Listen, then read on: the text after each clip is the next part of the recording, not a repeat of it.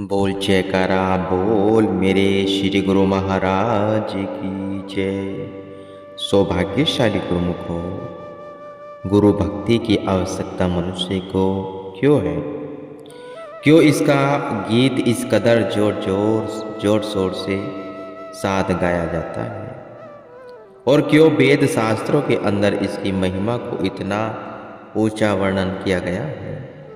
इसका उत्तर यह है कि मनुष्य काल और कर्म के चक्कर में आकर अपने स्वरूप को भूल बैठा है और अपनी असली अवस्था से गिरकर इस कदर गुमराह हो गया है कि उसे यह ज्ञान भी नहीं रहा कि वह कौन है, कहाँ से आया है और कहाँ जाएगा, इसे क्या करना था और क्या कर रहा है।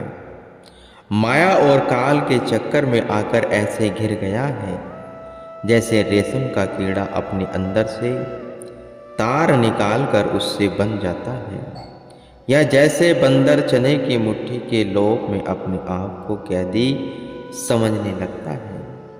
इसी प्रकार यह मनुष्य भी भ्रमजाल में बंद कर संसारी बना बैठा है। ईश्वर अंश जीव अविनाशी, चेतन अमल सहज सुख राशि।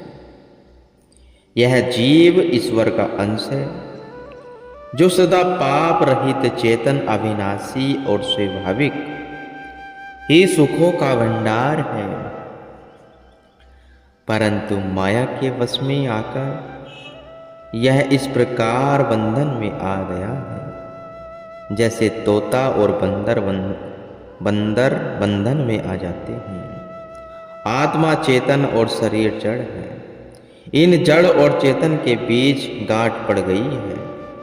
यद्यपि यह गांठ मिथ्या और केवल भ्रम है, परंतु छूटना इसका कठिन हो गया है और तब ही जीव संसारी बनकर बड़ा दुखी होता है। न यह गांठ खुलती है और न इसको सच्चे सुख की प्राप्ति होती है। इस दुख सुख की अवस्था को पार करने के लिए, इस कैद व बंधन की हालत से छोड़ने के लिए, इस भ्रमजाल के चक्कर से मुक्त करने के लिए गुरु की झलकती हुई पवित्र मूर्ति मनुष्य के रूप में अवतरित हुई है। उसने प्रकट होते ही हमारे दबे हुए आत्मिक संस्कारों को उभारा है। हमारा संबंध उसकी हस्ती के साथ जुड़ा है। उसका आदर्श सामने रखते ही उसकी पवित्रता का भाग हमको मिला है। हमारे दबे हुए संस्कार ने उभर कर अपना रुख ऊपर की तरफ किया है और हमें अपने स्वरूप का ज्ञान होने लगा। यह गुरु की शरण में आने की असली तात्पर्य है।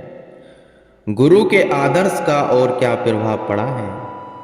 जीव का कर्म बंधन टूटा और इस कर्म जाल से छूटकर वह मालिक के समीप पहुंचा और 84 लाख योनियों से छुटकारा पाकर उसने सच्चे सुख को प्राप्त किया। ये सब बातें हमको गुरु की कृपा से प्राप्त हुई हैं। जिस कर्म जाल में जीव उलझ रहा है वह क्या है? संत इसका उत्तर इस प्रकार देते हैं। यह मनुष्य कुछ इस प्रकार का जीव है जिसके दिल की कठोरता में नाना प्रकार के सामान भरा पड़ा है और यह सामान आज का नहीं है, जन्म जन्मांतरों का है, क्योंकि मनुष्य जो जो कर्म करता है वे संस्कार बनके उसके दिल में एकत्र होते रहते हैं। इसी प्रकार बेअंत जन्मों के कर्मों का खजाना इसके अंदर जमा पड़ा रहता है। संतों ने कर्म 3 प्रकार के कहे हैं, संचित, प्राध्य और क्रियमाण। ये 3 प्रकार के कर्म हैं जिनके बनाने वाला मनुष्य आप है। संचित नाम इकट्ठे अर्थात समूह का है, जो कर्म अनेक जन्मों से इकट्ठे होकर दिल के अंदर जमा पड़े रहते हैं वे संचित कहलाते हैं, और जो उसे संचित कर्मों के ढेर से निकालकर एक जन्म के भोगने के वास्ते दिए जाते हैं वे प्राध्य कर्म होते हैं। मनुष्य की मौजूदा हालत उन्हीं का असर है, और क्रियामाण वे कर्म हैं जो अब किए जा रहे हैं।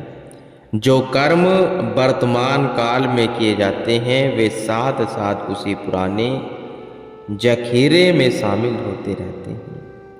यह कर्म क्या था, संक्षिप्त वर्णन है, और जब प्राध्य कर्मों का भोगता मनुष्य उनको खत्म कर देता है तब शरीर छूट जाता है, और फिर उसी खजाने से एक जन्म के लिए कर्मों का खर्च इसको मिल जाता है, जिसके अनुसार फिर दूसरे शरीर को धारण करके उनको भोगना शुरू करता है। यही धर्मराज की अदालत है जो प्रकृति के नियम अनुसार हमारे दिल के अंदर बैठकर न्याय करती रहती है। यहाँ कर्मों के सिलसिले को निश्चय कराने के लिए एक प्रमाण दिया जाता है जिसके द्वारा इनका स्वरूप और भी स्पष्ट हो जाएगा, और साधारण समझ बूझ वाले मनुष्य भी इसी भली प्रकार जान जाएंगे। एक मनुष्य है जिसने बहुत सा रुपया बैंक में जमा कर रखा है और 100 रुपये मासिक उसका खर्च है। वह हर महीने की पहली तारीख को खर्च के लिए 100 रुपये बैंक से निकलवा लेता है, और साथ ही अपनी मासिक आमदनी को बैंक में जमा कर देता है। बिल्कुल इसी नियम के अनुसार कर्मों का भी सिलसिला है। संचित कर्म दिल के बैंक में जमा की हुई रकम है। प्राध्य वे कर्म हैं जो मनुष्य को उस खजाने से एक जन्म के भोगने के लिए मासिक खर्च के तौर पर मिलते हैं, और उनको वह हर जन्म के रूप में उसे खजाने से अलग कर लेता है, और क्रियामाण कर्म उसकी ताजा आमदनी है जिसको वह साथ साथ जमा करता जाता है, क्योंकि आमदनी खर्च से कई गुना अधिक होती है। इस कारण से कर्म का खजाना दिन प्रतिदिन बढ़ता और तरक्की करता जाता है। इस तरह से करोड़ों जन्मों के नक्शे दिल के अंदर जमा पड़े होते हैं। ये नक्शे क्या हैं? सब योनियां हैं। इन्हीं के असर से यह जीव नाना प्रकार की योनियों के चक्कर में पड़ा घूमता और ठोकरे खाता फिरता है। एक एक चीज का ख्याल, एक चीज का नक्शा जो दिल के अंदर पड़ा हुआ है, वह एक ही नहीं बल्कि करोड़ों योनियों के पैदा कर देने की बुनियाद है। वह बीज है जिस प्रकार एक बीज से वे अंत बीज पैदा हो जाते हैं और उनसे फिर वे अंत वृक्ष बन जाते हैं। वृक्ष से फिर वे बीज और बीज से वे अंत वृक्षों और बीजों का सिलसिला चल निकलता है। इसी प्रकार एक एक ख्याल के अंदर लाखों योनियां मौजूद रहती हैं। उन योनियों में फिर करोड़ों और अरबों योनियों के बीज पैदा होकर सिलसिला बढ़ता और फैलता जाता है। यही कर्म बंधन है जिसमें जकड़ा हुआ जीव सदा दुखी और कलेशों का शिकार बना रहता है। जिसको मोक्ष या मुक्ति कहते हैं वह क्या है? मुक्ति का अर्थ है आज़ादी या छुटकारे की। यह आज़ादी या छुटकारा किससे पाना है?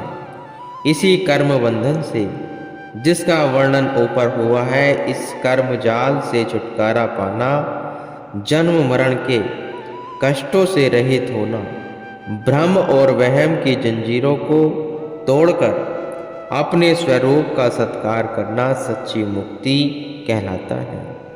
और इस मुक्ति का धन केवल गुरु के हाथ में है, क्योंकि गुरु की मुक्ति का दाता है, वह आप मुक्त है और हमको गुरु मुक्त करता है। वह आप आज़ाद और हमको आज़ाद करने के लिए आता है। वह आप पवित्र है और हमको माया की गंदगी से साफ करके अपने देश में ले जाने का प्रबंध करता है। यह गुरु और यह गुरु धारण करने का असली प्रयोजन है। आम लोग गुरु धारण करने का अभिप्राय कम समझते हैं। वे जानते हैं कि गुरु शायद उनको कोई विचित्र और नई वस्तुएं देगा, लेकिन गुरु धारण करने का भाव यही नहीं है। यह जीव वास्तव में जो कुछ है वही रहेगा। गुरु इसको किसी नई सृष्टि में नहीं भेजेगा जिसे अपनी हकीकत को यह चिरकाल से संसार में रहता हुआ खो बैठा है। गुरु इसकी उस हकीकत को फिर इसी वापस लेता है और जिस भूल भ्रम में पड़कर इसने अपनी वास्तविकता अवस्था को खो दिया है, तब गुरु धारण नहीं किया जाता, तब तक मनुष्य में मनुष्य जीवन के गुण दबे पड़े रहते हैं। यह गुरु ही है जिसके द्वारा हमारी दबे पड़े रहते हैं। गुरु ही है जिसके द्वारा हमारी दबी हुई आध्यात्मिक शक्तियाँ उभरती और प्रकाशमान होती हैं। सोना जब तक सुनार के हाथ में नहीं पहुंचता किसी काम का नहीं होता। अगर उसका मूल्य है तो वह केवल इस कारण से है कि सुनार के पास जाकर उसके आभूषण बन जा सकते हैं। जब वह सुनार की भट्टी से गुजरकर आभूषणों के रूप में बदल जाता है, तब उसका असल मूल्य पड़ता है। वह आम सुंदर बनता है और पहनने वालों को सुंदरता प्रदान करता है। इसी तरह बिना गुरु के मनुष्य की कोई कीमत नहीं है। यह गुरु ही है जो मनुष्य को सच में मनुष्य बनाता है, वरना इसके सिवाय मनुष्य केवल नाम का मनुष्य होता है। गुरु